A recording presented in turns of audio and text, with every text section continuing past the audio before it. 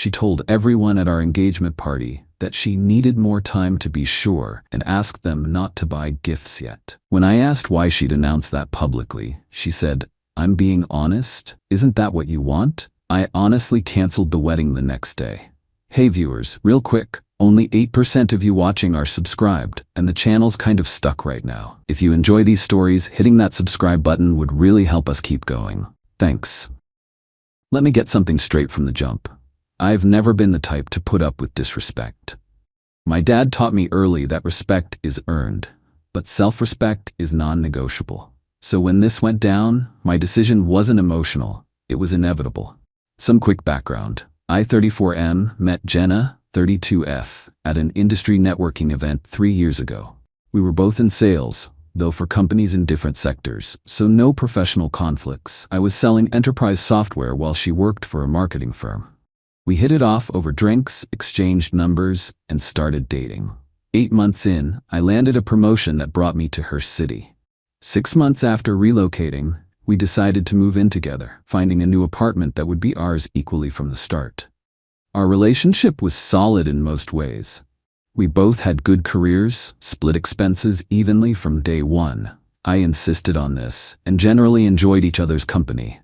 The sex was great, conversation flowed easily, and we had similar goals. Marriage seemed like the logical next step.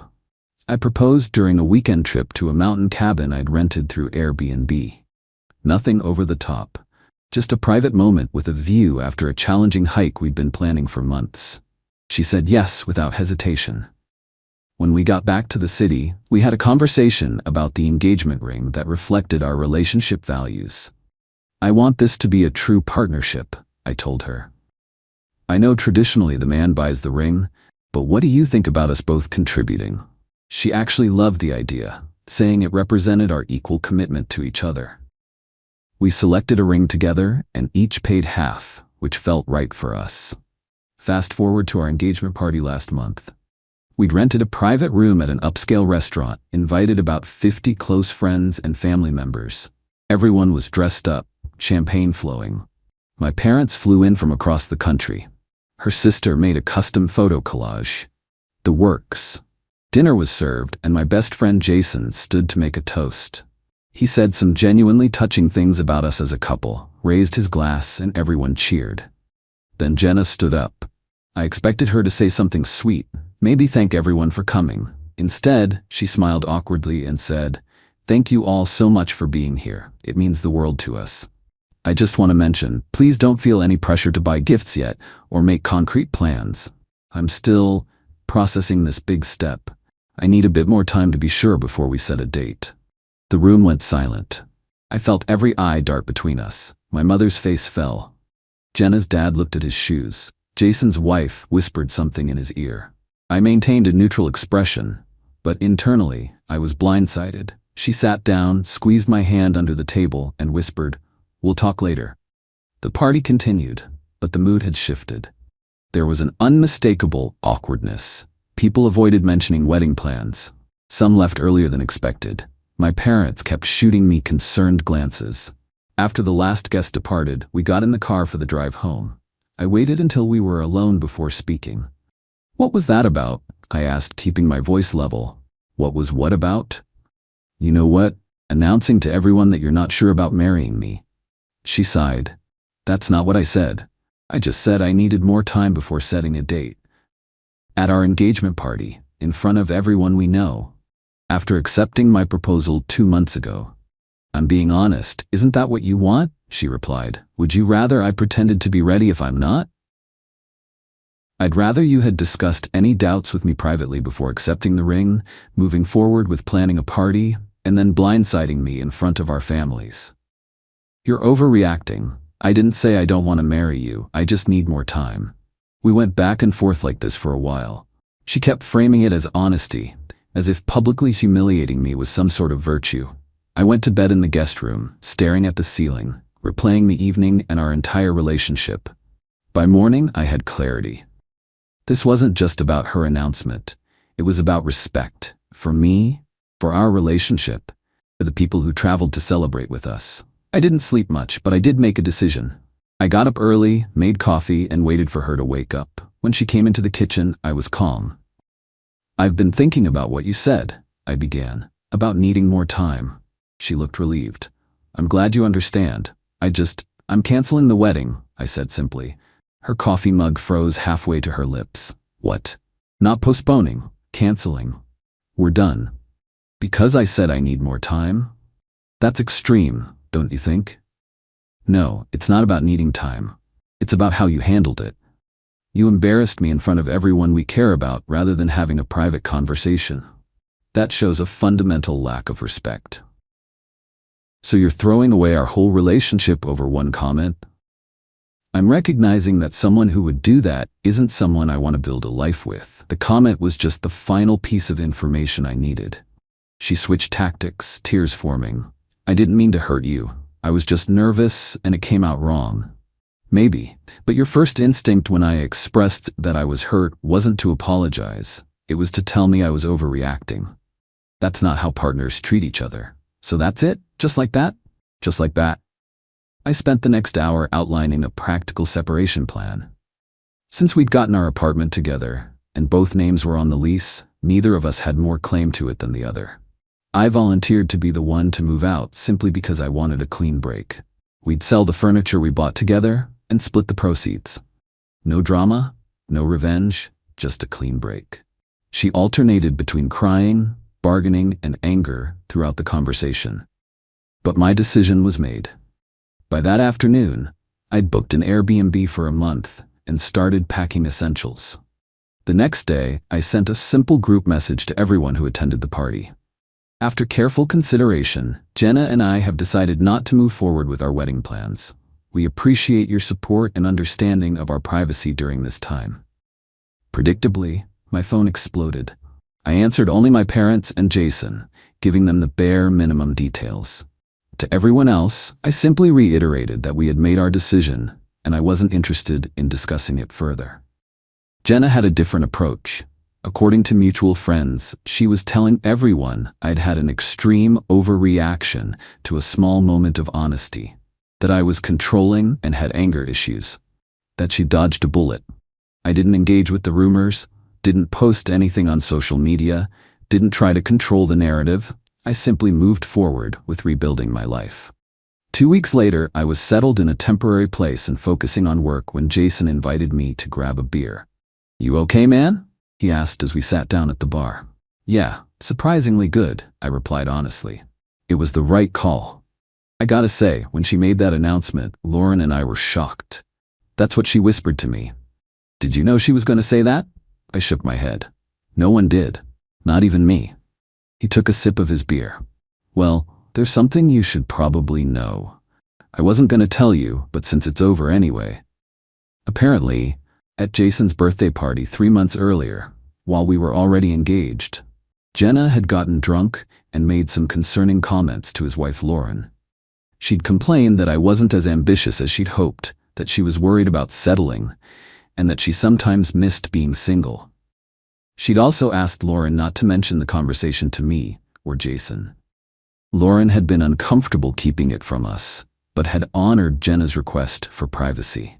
After the engagement party fiasco, she felt I deserved to know. "Thanks for telling me," I said. "Just confirms I made the right decision." A month after moving out, I found my own apartment and fully separated our lives. The engagement ring, which we'd split the cost of, was sold, and I transferred her half of the proceeds. Any shared accounts were closed. I changed my routine to avoid places we used to frequent together. Through mutual connections, I heard she'd started dating again almost immediately. Good for her. I focused on myself, picked up rock climbing again, something I'd enjoyed before meeting her, reconnected with old friends, threw myself into a big project at work. Then came the unexpected twist. About 3 months post-breakup, I received a text from Jenna's sister Megan, who I'd always gotten along with.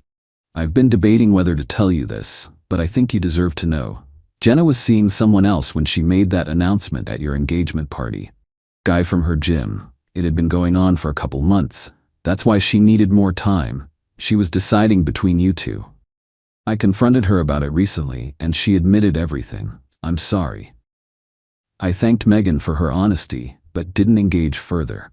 Didn't feel the need to confront Jenna or expose her publicly. The information changed nothing about my decision. It just validated it further. 6 months to the day after our broken engagement, I was at a business dinner in Chicago when I ran into Jenna unexpectedly. She was there with colleagues, looked surprised to see me. We exchanged brief, civil nods across the restaurant. Later, as I was leaving, she approached me near the coat check. "You look good," she said. "Thanks. You too." "I've been doing a lot of thinking about what happened with us," she started. "I handled things badly. I should have been upfront with you." "Yes, you should have. I miss you sometimes. What we had was good mostly." I met her eyes directly. "It wasn't good enough? Maybe we could get coffee sometime, just to talk?" "I don't see the point, Jenna. I wish you well, but that chapter's closed." She looked disappointed but nodded. "I understand. Take care of yourself, Ryan." "You too." Walking out into the Chicago night, I felt nothing but certainty. No anger, no lingering attachment, just the satisfaction of knowing I'd made the right call and stuck with it. Fast forward to today, 1 year after the engagement party disaster. I've been promoted to National Sales Director, requiring relocation to our headquarters in Boston. The move has been good for me. New city, new energy. 4 months after moving to Boston, I met Allison through a mutual connection at a charity event. She's a corporate attorney with a pragmatic outlook that I appreciate. We've been dating for about 5 months now, taking things at a measured pace. There was no overlap. I took time to process my previous relationship before starting anything new. Last week, I received a wedding invitation from Jason and Lauren. In the accompanying note, Jason mentioned that they'd explicitly not invited Jenna, despite her attempts to maintain friendship with Lauren. That kind of loyalty means something. As I RSVP'd to their wedding, I found myself reflecting on the relationship with Jenna and what I'd learned from it. Looking back, I recognize now that there were subtle red flags that I'd overlooked. Small comments that devalued my accomplishments. Occasional flakiness on commitments. A pattern of telling half-truths to avoid difficult conversations. Nothing dramatic enough to trigger alarm bells individually, but a pattern nonetheless. I've learned that respecting yourself isn't just about grand gestures or standing up against obvious wrongs. Sometimes it's about recognizing when someone's behavior doesn't align with what you deserve, even in small ways, and having the courage to walk away. The night of that engagement party, everyone witnessed Jenna's moment of honesty. What they didn't see was my moment of clarity that followed. When she asked, "Isn't honesty what you want?" she was right about one thing. I did want honesty, and honestly I deserved better. That's not pride talking. That's self-respect, and it's non-negotiable. Update, 1 year later. It's been 2 years since the engagement party incident, and life continues to move in positive directions. The promotion in Boston has exceeded expectations, and I've just closed the biggest deal in our company's history. My relationship with Allison is going well. We've been together about 1.5 years now, and recently started discussing moving in together. Something we're approaching thoughtfully after my previous experience. I hadn't heard anything about Jenna in nearly 1 year when Jason called me last week with some news he thought I should know. Jason and I have remained close friends despite the distance, making efforts to catch up regularly. "Remember how Jenna was seeing that guy from her gym?" he asked during our monthly call. "The one she was juggling while we were engaged?" "Yeah." "Well, apparently they got engaged 3 months ago. Lauren still follows some of our old mutual friends on social media, so she sees updates occasionally." "Good for them," I said, meaning it. There's more. Lauren still follows Jenna's sister on Instagram. Megan posted cryptically about history repeating itself yesterday. Turns out Jenna pulled the exact same stunt at their engagement party. I couldn't help but laugh.